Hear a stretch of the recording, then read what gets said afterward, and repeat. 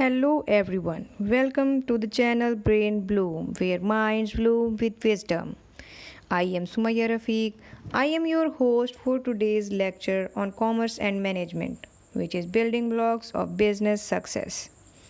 In this lecture, we will explore the fundamental concepts of commerce and management, whether you are a student, an entrepreneur, or simply interested in business or any organization. This lecture aims to provide the valuable insights and practical knowledge about commerce and management. So, let's discuss the lecture of team and its role. I hope you all are aware about the word team. मज़ीद हम detail से भी इसको discuss कर लेंगे कि team क्या होती है. टीम एक ग्रुप ऑफ पीपल होता है जो किसी एक ख़ास मकसद के लिए इकट्ठे होकर किसी एक ही काम को परफॉर्म कर रहे होते हैं, या एक पर्पज़ को अचीव करने के लिए कुछ लोग इकट्ठे होते हैं काम करने के लिए, तो उसको हम टीम कहते हैं और टीम का एक लीडर होता है. Okay, in today's competitive business environment, achieving organisational goal is often a collective effort. ये कलेक्टिव एफर्ट होती है बहुत से लोगों की कि कंपनी का गोल अचीव किया जा सके. Instead of working individually, business increasingly rely on teams. जितने भी बिजनेस ऑर्गेनाइजेशंस हैं, बजाय इसके कि पर्सन टू पर्सन या इंडिविजुअली एक एक काम असाइन करें, वो टीम की सूरत में ही काम को असाइन कर देते हैं for achieving the goals of their organisations. Group of people working together towards a common purpose. किसी एक कॉमन पर्पज़ के लिए लोगों का इकट्ठे काम करना ग्रुप कहलाता है. Understanding the role of teams is essential for success management and leadership. Successful management और लीडरशिप के लिए टीम को और उसके रोल को ख़ास तौर पे समझना बहुत ज़रूरी है. सो लेट्स डिस्कस इस definition. A team is a group of individuals who come together to achieve a specific goal or complete our tasks through collaboration, communication and share responsibility. Team के जितने भी मेंबर होंगे वो उस काम की responsibility को शेयर करेंगे, आपस में कम्युनिकेट करेंगे और काम को परफॉर्म करते हुए आपस में कोलैबोरेशन करेंगे. और इनका पर्पज़ क्या होगा? To achieve a specific goal, कि एक ख़ास गोल अचीव करना ऑर्गेनाइजेशन का, या फिर एक कोई ख़ास काम जो उन्होंने टीम ने ले लिया है उसको कंप्लीट करना. Teams combine diverse skills. मुख्तलिफ लोग अपनी अपनी स्किल्स, डाइवर्स डिफरेंट स्किल्स को कंबाइन करते हैं, एक्सपीरियंसेस को और पर्सपेक्टिव्स को, to solve a problem, make decisions and innovate more effectively than individuals working alone. अब देखें, एक बंदा है वो किसी एक चीज़ में ही माहिर हो सकता है, या चले 2 स्किल्स में, 3 स्किल्स में माहिर हो सकता है. कम से कम डाइवर्स स्किल्स जो चाहिए होती हैं किसी एक काम को परफॉर्म करने के लिए, तो उसके लिए हमें टीम की ज़रूरत होती है. Got it?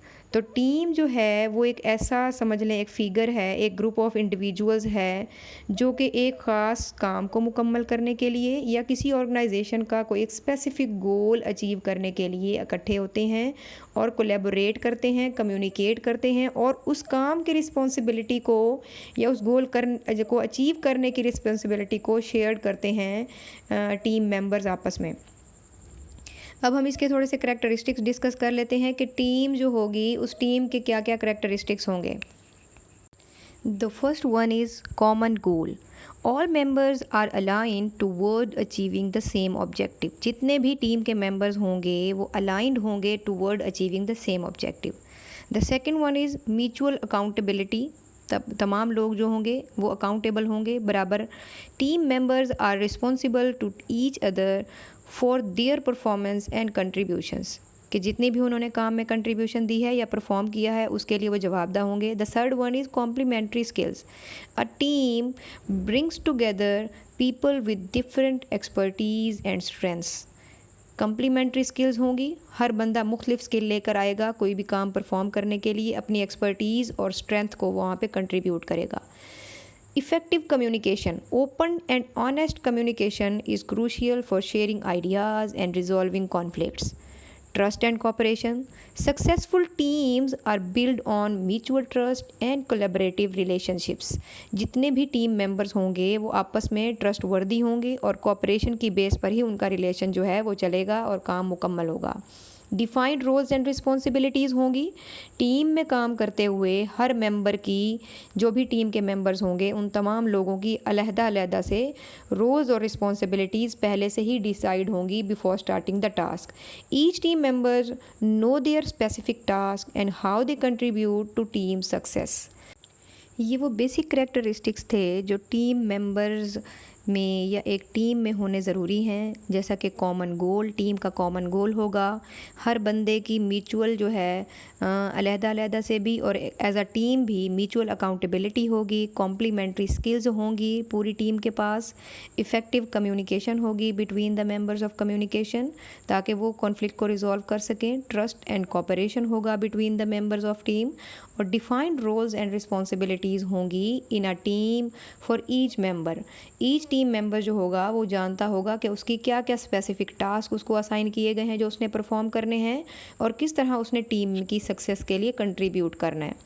So now we discuss the types of team, functional teams, cross functional teams, self manage teams, virtual teams and project teams.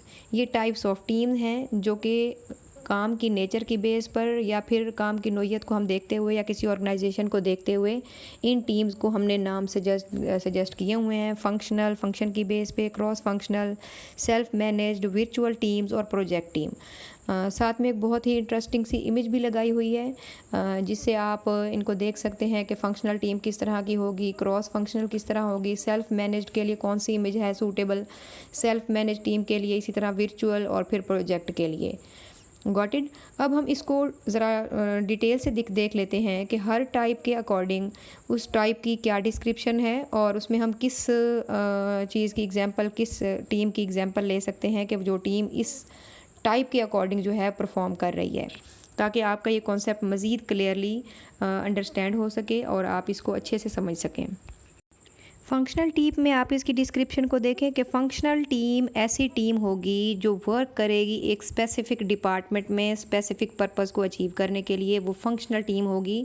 एक फंक्शन के अकॉर्डिंग उस टीम को नाम भी दिया जाएगा, ठीक है। Work with in a specific department, जैसा कि हम इसकी एग्जांपल देखते हैं, किसी बड़ी ऑर्गेनाइजेशन के अंदर एक टीम है जो कि मार्केटिंग की टीम है, वो मार्केटिंग का फंक्शन परफॉर्म करेगी। एचआर की टीम है तो वो एचआर का करेगी।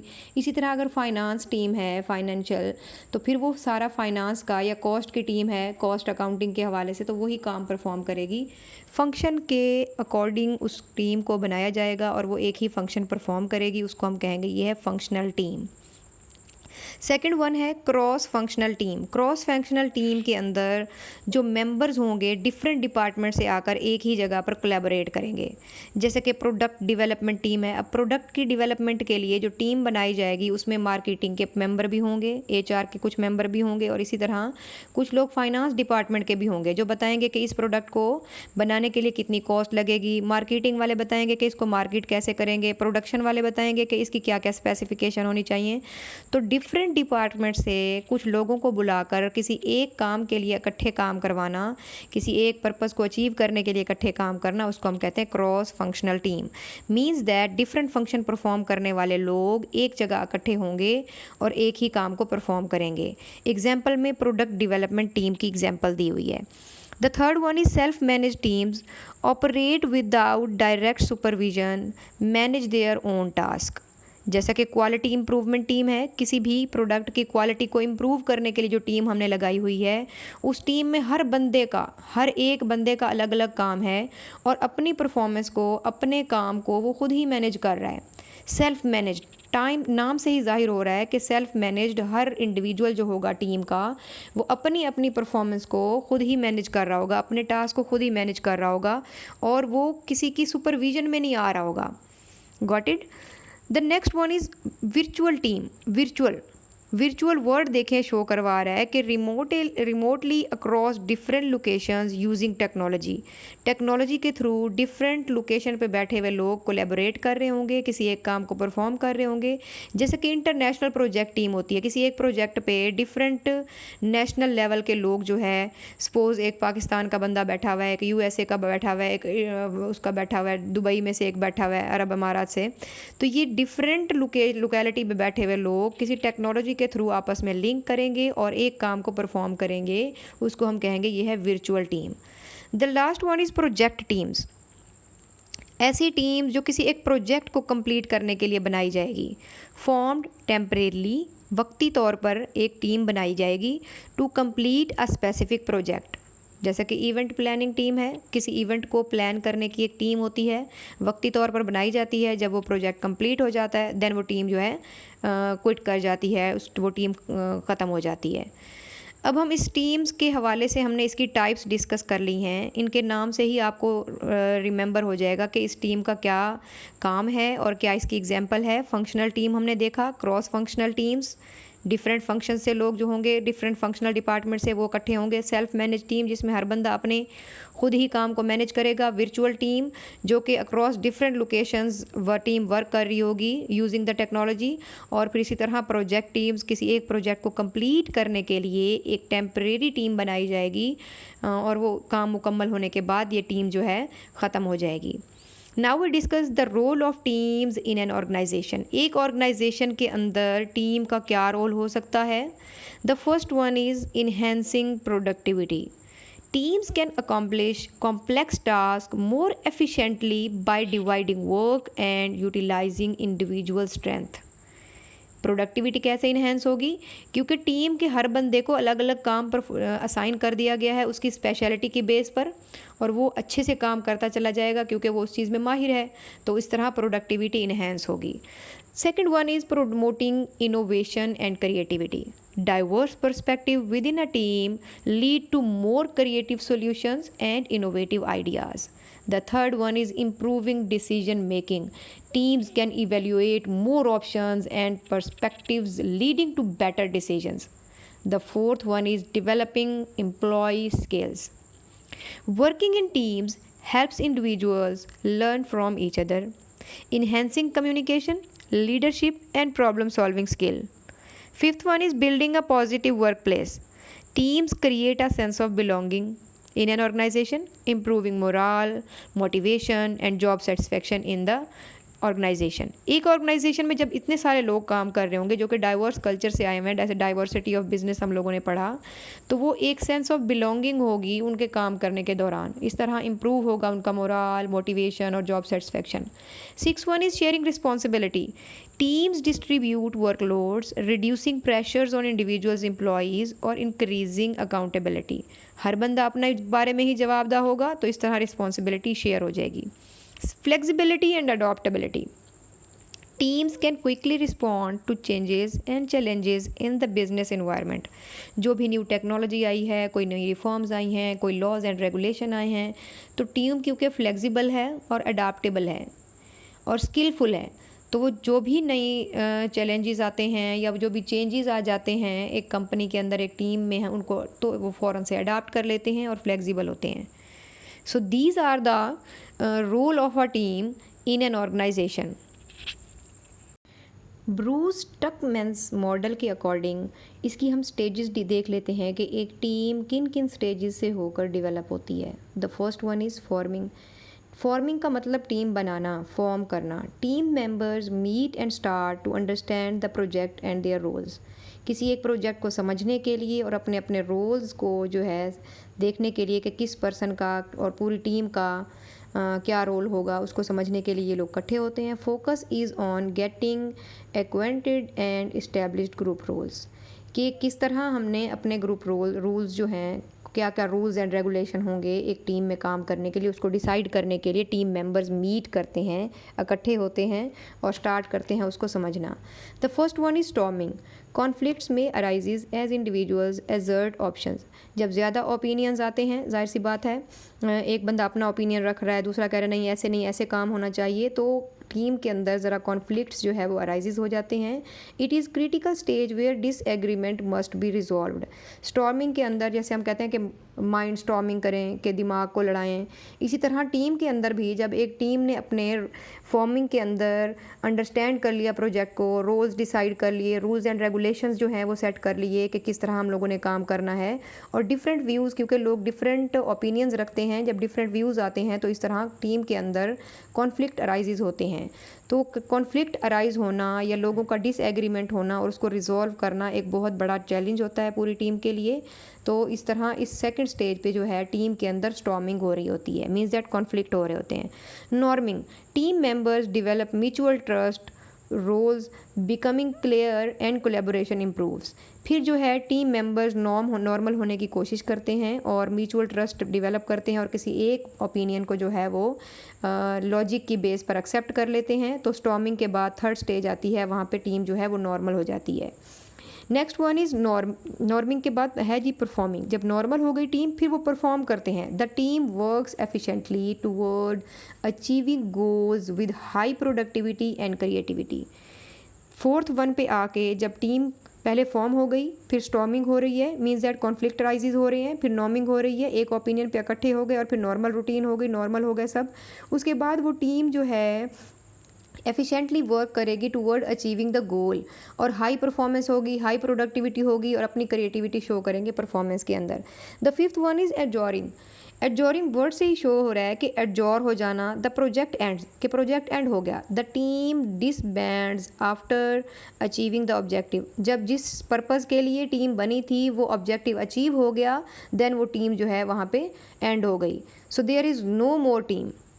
इसकी रियल वर्ल्ड एग्जांपल्स देख लेते हैं कि क्या एग्जांपल्स हैं सक्सेसफुल टीम वर्क की दुनिया के अंदर। ऑर्गेनाइजेशन यहाँ पे आपको शो हो रही होंगी, नासा, टोयोटा एंड माइक्रोसॉफ्ट।